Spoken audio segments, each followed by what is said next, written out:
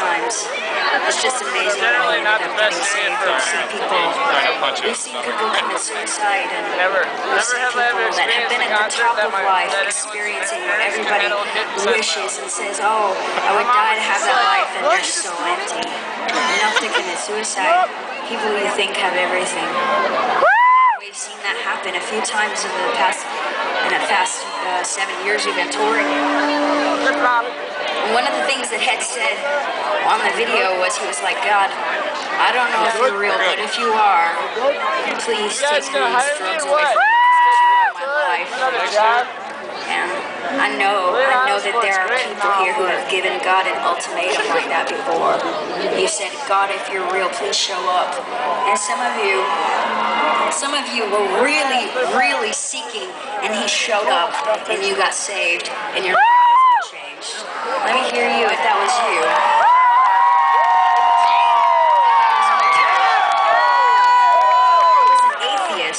Was an atheist who especially hated Christians. Because all I saw was people telling me that I was going to go to hell if I did this and if I did that and all that stuff. And what's so different from what Franklin Graham was talking about, he's talking about, yes, we're sinners, but we're all sinners.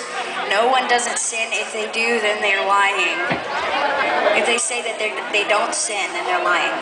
And they're sinning even then. And the thing is that what Jesus is, he came to forgive us of our sins. And he was the one who accepted me as I was. And that's what happened. He didn't say, okay, Head, put your drugs away, and then you can pray. He said, no, in your worst time, in your lowest moment, cry out to me, but really with your heart, mean it. Don't test God and make some test for him that doesn't make any sense. Besides that he can do anything above everything you could ask, he wants your heart to be real. He wants a voluntary lover. That's why he gives you a choice. He can tell a tree to grow and it will grow. But it's up to you to decide whether you obey him or not. He gave you a will. Even though he didn't give that tree a will, he gave you a will. And he says, I want you to grow. Will you grow? I want you to love me. Will you love me? Like I love you. I love you so much. It was so funny because God wanted to talk to us from the beginning. He wanted to talk to us, and he did.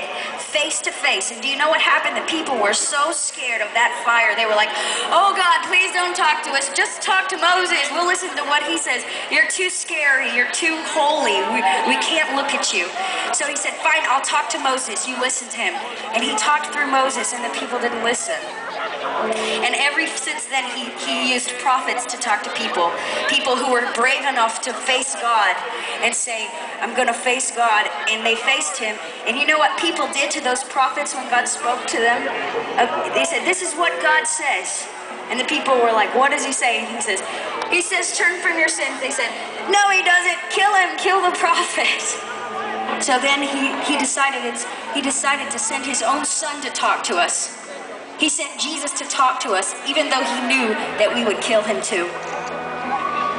And the thing that was amazing about that is that he sent Jesus to come and be on earth to talk to us, and then allow him to be killed so that the spirit that lived in Jesus could go out into all the earth and speak to you right where you are in your heart, right now.